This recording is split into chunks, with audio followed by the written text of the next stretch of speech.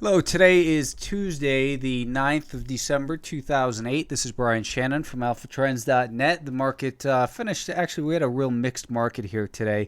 At the end of the day, the NASDAQ did lose 7 cents on the Qs, closing at 30.01. You can see here it came up very close to that declining 50-day moving average and found some resistance there. That level of resistance was also kind of coincident with the 61.8% retracement of the election high to the recent lows. So this level that we've been monitoring, and yesterday I said, it wouldn't be a surprise to see some supply released near that 30.5 level. We got a little bit of strength early on, but obviously that failed to hold. In fact, here the early strength, nice little pullback to VWAP, then a real strong rally, pulled back down. I suggested being defensive right about in here, and then basically didn't update any more on the blog throughout the day. But it did break down below that VWAP, and when the market does that after a strong rally, it breaks below VWAP, that's when you want to really be cautious, in particular when we had seen lower highs and then support break in there as well. That support acted as resistance early on that breakdown, and then later in the day as well as it tried to recapture that declining VWAP. So it got really choppy in here at the end of the day. Big volume right at the close, bringing it back up to that $30 level. But all in all, realistically, I don't think it's a huge negative here in this market. We've got this level at 29.40 that is going to continue to be the more important support level that you want to stay focused on. But obviously, this 29.5 is important too. You can I point out the inverted head and shoulders, so you could look at this as a head and shoulders pattern as well. So breaking below this 29.5 could lead to a move down towards about right in here, which is about 28.30 or so. Let me just get that trend tool back and I can get a better idea. So it's about $28.30, which if that were the case, it would bring us back below the more important levels here. At 29, so basically I think 29.40 actually. We can give it a little bit of leeway. So in other words, it may break below 29.50, but I wouldn't get too concerned until it broke below that 29.40. We do have a rising 5-day moving average, but on the daily time frame, we've got a declining 50-day moving average. It doesn't mean it can't move back above there. If you look at the Chinese market, the FXI, this market is actually more bullish than ours right now. It broke past, it had some trouble with that declining 50-day moving average, then broke past it. Now you want to see if you're trading the Chinese shares that about 27.5 acts as support. But back to the NASDAQ, we take a look in there, and fat finger in my keys. If we take a look back at that daily time frame, though, we've got this level that was prior resistance. Right in these levels here that we were looking at yesterday. I'm sorry, these levels right in here. I got confused with that line I had drawn in. But we'd seen these levels act as resistance. We've seen the retracement in this area. So again, it doesn't mean that that's where you want to sell short. It means where you want to become very defensive and start lightening up on your longs, tightening those stops, and that sort of thing. For some reason, I think this market has an opportunity to move higher, but it's going to be, it's going to have to stay above about 29.30, 29.40.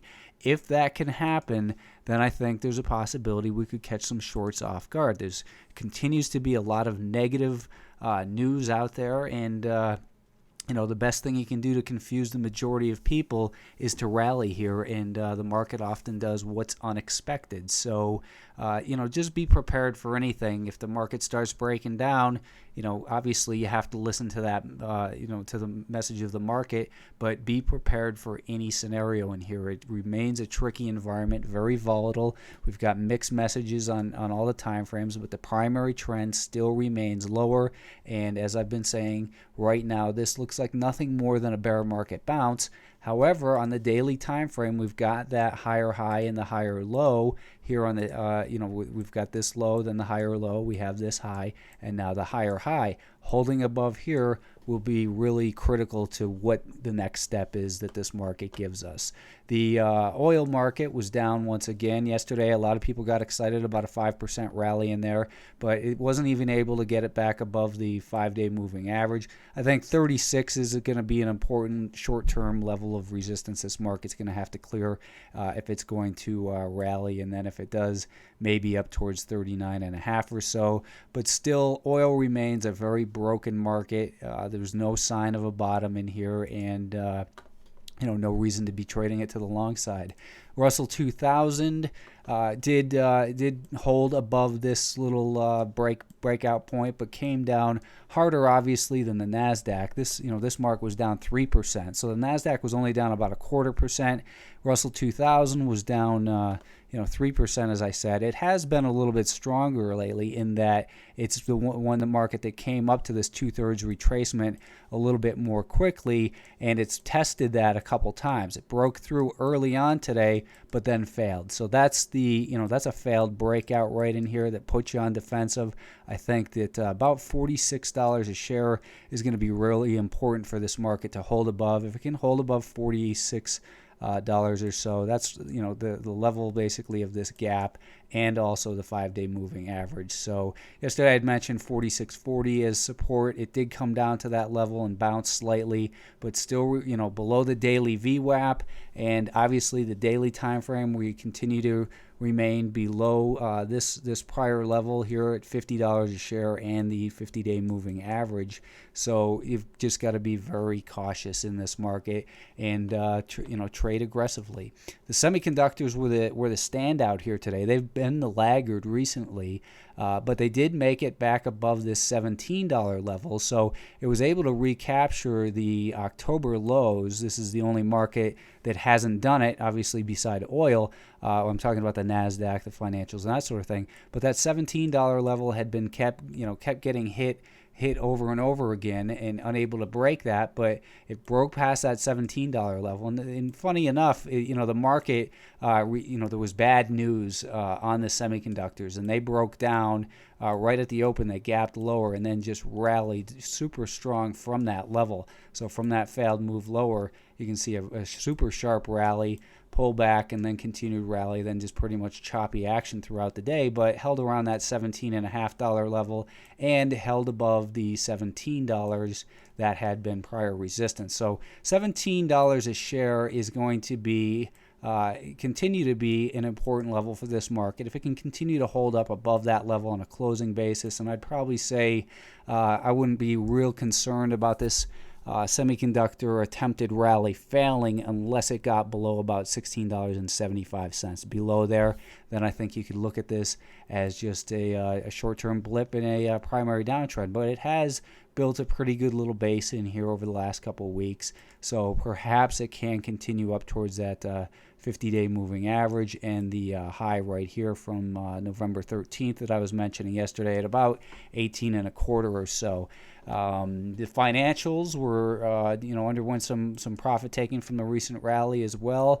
This group, though, bullishly remains above those October lows. So that $13 level was important support back in late October, early November. We broke down hard through it, came up, tested it once, and then the second time we were able to break through. Now we're going to see if this level, in fact, does find some buying in here. I think that probably about 1270 or so is really where you would I would be concerned that this is going to fail. We could take a look at that for a couple reasons. One, we've got the orange rising 5-day moving average in that area. It's also this trend line that we see that I just drew in off these lows that's been hit numerous times, and it's the prior level of resistance. So in here, 1670, let's call it 1665. I don't know where I came up with 16. $12.65. If it breaks below there, I think you've got to get a lot more defensive on these financials. A move down below that could actually strengthen this market because it could take out a lot of stops. And then if it was able to quickly recover, then perhaps we could see it continue to bounce higher. But again, with a declining 50-day moving average, you've got to be very careful in this market. It's day to day, minute to minute in these markets, just the way we get these strong rallies in the morning, late afternoon sell-offs, and and the opposite sometimes as well. The S&P 500 was finished today with a loss of $1.51 or 1.6%. So this group obviously will continue to monitor this level here, as it is important from those October lows. And the recent higher lows here in December as well, down near, that continues to be about 82 or so, which is, still quite a distance away. But from a shorter term standpoint, the 30-minute time frame, you can see that we came down, hadn't quite filled this gap, but this level is going to be important from a short term standpoint, right about $87.90. That's this prior level of resistance.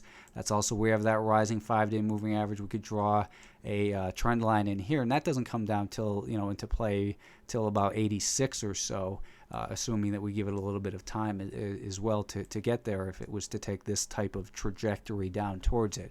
But going back to the 10-minute time frame, again, we held above this gap level, which is important to see, and we also, though, are back below this, Thanksgiving close here. Based on, as far as Fibonacci goes, if we take a look at the election high to the recent lows, you can see that it got up past yesterday, actually, that 61.8% level, but was unable to really push above this prior level of resistance right in here. So this will continue to be about 92.30. That's an important level that, if over the next few sessions the market can get above that level, then perhaps we can see even a test as high as these elections highs. But, it's out of play right now because the short-term momentum at this point is down. We have potential support near about $88 a share, and some people were asking me, well, why am I measuring the Fibonacci off of the election high? Fibonacci off the election high to here. Other people said, I ought to be taking it from here.